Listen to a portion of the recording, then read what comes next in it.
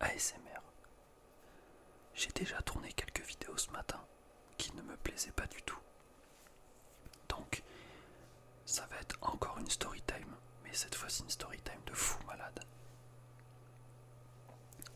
Je vais vous expliquer comment j'ai réussi à me faire, je sais plus, presque 7 000 €, quelque chose comme ça, en l'espace d'une soirée, même si ça se porte sur plusieurs jours. Alors, on était en 2021. J'entends parler des NFT sur je sais plus où. Franchement, je sais plus où. Mais c'était, on va dire, le début avant que vraiment tout le monde en parle. Moi, je découvre cet univers avec notamment OpenSea, qui est l'équivalent d'eBay mais avec les NFT. Et je suis tout nouveau à ça. C'est un peu dur de comprendre. Pour les NFT, c'est qu'à mon époque en tout cas, il y avait des projets qui sortaient à droite à gauche, avec souvent le projet c'était un personnage dessiné qui peut avoir certains attributs plus ou moins rares. Voilà. Au début, quand vous achetez un truc de la collection, si c'est le début de la collection, on a tous le même. C'est comme si on a acheté tous un paquet de cartes Pokémon, mais on savait pas ce qu'il y avait dedans. Donc on a tous notre paquet de cartes. Donc à ce moment-là, il y a des gens qui vendent le paquet de cartes parce qu'il y a des gens qui voulaient déjà l'acheter avant. Donc il y a déjà des gens qui se font de l'argent juste en ayant réussi à être les premiers à acheter le jour où la collection sort. Donc chacun garde son paquet de cartes, on va dire. Et il y a un jour bien défini où les gens ouvrent ce paquet de cartes. Il est obligé de s'ouvrir. Personne ne peut le garder fermé. Et ensuite on découvre la carte qui est à l'intérieur. Je vous donne une image, mais c'est pas une carte, ça peut être un dessin. Et donc voilà, il y a des gens qui arrivent à choper un truc super stylé, il y en a d'autres qui ont des trucs moins bien. Voilà, c'est à peu près ce qu'il faut comprendre. Donc, moi je commence à m'intéresser aux NFT. Le problème des NFT, c'est que ça coûte une blinde. Même en achetant un NFT sur directement le site du créateur ou de la créatrice, ça vaut une blinde de fou. Et moi à ce moment-là, j'ai pas beaucoup d'argent. Sauf que, coup de chance, ma grand-mère m'avait donné de l'argent pour mon anniv, il me semble, que j'avais gardé. Je vais investir quelque chose comme 300 ou 400 € dans un NFT. Alors je le dis à mes parents, ils se disent mais il est complètement con lui, j'essaie de leur expliquer un petit peu ce que c'est un NFT. Mais je leur ai dit faites-moi confiance, s'il vous plaît, autorisez-moi à faire ça. Le jour même ou le lendemain, il y a une collection qui sort. D'ailleurs pour voir les collections, alors je vais pas vous donner tous les sites qui existent, mais moi j'utilisais Rarity Tool je crois. Et ensuite j'allais voir dans Rarity Tool, dans Upcoming. Donc ça veut dire que c'est les collections qui sortent dans les prochains jours. Et donc je me tenais prêt pour telle ou telle collection qu'elle sorte, et essayer d'être le premier à attraper, à avoir un NFT pour ensuite pouvoir le revendre. C'était mon unique but. Donc je vois une collection qui a l'air sympa, qui s'appelait Polar Beer NFT, quelque chose comme ça. Je vois que ça sort tel ou tel jour. Je me dis ok, le jour J je me tiens prêt devant mon ordi. Et je me dis bon, je vais en acheter un. Tant pis, si après il vaut moins cher, tant pis si ça floppe de fou malade. J'en achète un. Mais c'est vrai que je connaissais même pas la notion de compte Twitter pour des NFT, de toute la hype qui peut être autour, comment on calcule une hype, avec les Discord notamment. Donc je me dis je vais essayer de l'acheter. Malheureusement, je n'étais pas au courant des frais de transaction, des frais de gaz, on appelle ça pour ceux qui payent en Ethereum, ils savent. Je n'étais pas au courant de tout ça, donc j'avais vraiment juste prévu 300 €, puis au final ils me disent que je vais m'en retrouver pour 400 et quelques. Et je me dis non, je peux pas me permettre d'acheter ça, c'est impossible. Donc je me dis c'est pas grave, je laisse en plan pour aujourd'hui. Il y aura bien une autre collection un autre jour qui sortira, mais j'avoue que j'avais trop le seum parce que je me disais cette collection en vrai elle pourrait marcher, ça a l'air sympa, c'est marrant, les dessins sont bien. Au final, je vous dis la vérité, j'ai bien fait de pas acheter parce que aujourd'hui, si on regarde le prix en moyenne d'un Fluffy Polar Beer, d'ailleurs ça s'appelle comme ça, c'est environ 10 $. Donc ça veut dire que j'aurais acheté quelque chose 400 € il y a 2 ans et qu'aujourd'hui il en vaudrait 11. Voilà, autant vous dire que gros somme. Sauf que c'est là où l'histoire commence à être vraiment intéressante. Je continue de chercher sur tel ou tel site, est-ce qu'il n'y a pas des sorties de NFT, tout ça. Et là, je collection qui s'appelle Desperate Housewives. Je crois que c'est ça. Cette collection me faisait penser au Bored Ape Yacht Club. Je crois que ça s'appelle comme ça. Ça fait très longtemps que j'ai pas checké les NFT, donc j'ai un peu oublié. Sauf que je me disais, là c'est les Bored Ape, mais côté femme.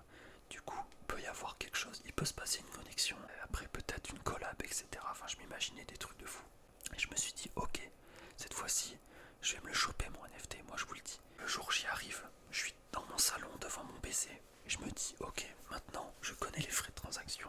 Enfin, je sais ce que c'est les frais de gaz. Je m'y connais un peu plus, j'ai un peu plus de background. On va le choper. J'arrive à en choper un avec tous les frais de transaction, etc. Il m'a coûté 600 euros, quelque chose comme ça, ou 500 euros. Ça pique le cul. À l'époque, j'ai vraiment zéro sous. Je me suis dit là, on tente le tout pour le tout, quoi. Vraiment, après, c'est vraiment, j'ai 0 euros. Je possède mon Desperate Ape Wives. Donc là, je suis tout content. J'ai mon Desperate, tout le monde a le même, comme je vous ai déjà expliqué 17 fois dans cette vidéo. Maintenant que j'ai mon item, il n'y a plus rien à faire, je vais attendre le reveal, puis on verra bien comment ça se passe. Donc je vais vous mettre la courbe du prix all time depuis novembre 2021. Le jour du reveal, je découvre que j'ai une Desperate qui est assez stylée franchement. Sauf que je sais pas quoi en faire. Je suis sur le Discord, je suis un peu perdu. Il y a des gens qui disent moi j'ai eu ça, et moi je suis... Sur OpenSea, tu peux voir sur ton NFT la rareté qu'il a, suivant les traits de caractère. Et moi, je me rappelle que j'avais 2-3 trucs rares, mais ça allait pas plus loin. Sauf que il y a des sites internet qui te permettent de voir sur les... Souvent, c'est des collections de 10 000 objets. Et bien, sur les 10 000 objets, lequel est le plus rare et lequel est le moins rare. Et moi, je crois que j'étais classé dans les 600 et quelques sur 10 000. Donc, je me suis dit, OMG, la frappe atomique. Et donc là, j'ai commencé à regarder les prix. J'ai commencé à établir un prix pour mon NFT qui serait de 1,6 Ethereum, je crois. Peut-être un tout petit peu plus ou un tout petit peu moins. Ce qui correspondait à l'époque à entre 6500 et 7000 euros. Je me dis, personne va m'acheter cette merde. C'est impossible. C'est impossible. Et donc, si je vous remontre le graphique, on voit que le prix maximal a été atteint le 6 décembre pour cette collection où la moyenne du prix pour chaque item c'était 2 Ethereum, donc environ 8000, 9000 euros. Par la grâce de Dieu, quelqu'un m'a acheté mon putain d'NFT à 1,6 Ethereum, on va dire. J'aurai sûrement les screens des prix, mais j'avoue que je m'en rappelle pas. Et donc sur mon portefeuille MetaMask, j'ai reçu en l'espace d'une soirée 6500 euros. J'allais en cours et tout, et j'ai reçu ça un soir. Et ça m'a fait tout drôle, franchement, je vous le dis. La suite de l'histoire est moins enchantée parce qu'après j'ai essayé d'investir dans des trucs à droite à gauche. Mon ego a été gonflé de manière énorme quand j'ai vendu cet item parce que je me suis dit, bah c'est bon, ok, je suis capable d'acheter quelque chose 500 euros et de le revendre 6500 euros en l'espace de à peine un mois, 2 mois. Sauf que j'aurais pas dû dire ça, j'aurais dû retirer mes sous directement et acheter dans quelque chose de plus stable et de plus matériel. Parce qu'après j'ai un peu perdu. Alors ne vous inquiétez pas, je suis toujours en pic bénéfice. Mais je vous dis la vérité, j'ai perdu à peu près la moitié. Il me reste l'équivalent d'à peu près 1000 euros d'Ethereum. Sachant qu'aujourd'hui, l'Ethereum est extrêmement bas par rapport à quand j'avais vendu mon NFT où là il était littéralement le plus haut, c'est-à-dire à 4500 euros unité. Là il est plus, je viens de voir actuellement, il est plus à 1500 euros unité. Donc voilà, on va dire aujourd'hui j'ai 1000 euros d'Ethereum et j'ai un NFT Adidas et d'autres petites conneries mais qui comptent quasi pas. Donc voilà ce que j'ai aujourd'hui, donc je suis toujours en bénéfice mais j'ai pas mal perdu. Donc voilà pour cette petite histoire, le jour où je me suis fait 6500 euros en une soirée. Je ne suis pas rentré dans les détails parce qu'après, voilà, je vous ai pas raconté la suite en détail, mes autres achats. Mais dites-vous que les NFT, à part vraiment un projet de temps en temps, où vous voyez qu'il y a de l'engouement de malade mental, le reste, n'essayez même pas. Parce que c'est pile ou face. C'est vraiment pile ou face, puis des fois t'as des collections, tu sais pas pourquoi elles se mettent à monter de prix d'un seul coup, puis il y en a, tu sais pas pourquoi elles se mettent à baisser de prix d'un seul coup. Là dites-vous, mes Desperate Ape Wives, Je l'ai vendu à 1.6 Ethereum, mais parce que c'était le pic du prix. Après, sans aucune raison, s'il y a des raisons, c'est que j'imagine que tout le monde a voulu vendre. En même temps, c'est NFT, du coup le prix a chuté, mais là actuellement le prix, dites-vous que c'est environ 0,0965 Ethereum. Donc on va arrondir 0,1 Ethereum, ce qui fait à peu près 200 €. C'est pitoyable. Voilà. C'est pitoyable quand tu sais que moi je l'ai vendu 6500 €. Donc voilà, faites attention avec les NFT. Cette vidéo n'est pas un conseil financier. Je vous raconte juste mon expérience. C'était une belle expérience, ça m'a fait bien rire. Mais je pense que voilà, les NFT, à moins que ça devienne très très sérieux, j'y retoucherai pas. Je serai plutôt sur de la crypto-monnaie, de la grosse crypto, que je vais garder 10-15 ans pour voir. D'ailleurs, ça par contre, je suis pas conseiller financier, mais en vrai, si vous avez vraiment de l'argent qui traîne sur votre compte et que vous savez vraiment pas quoi en faire, pour de vrai, je vous conseille d'investir dans de la crypto-monnaie. Mettez ce dont vous êtes prêt à perdre.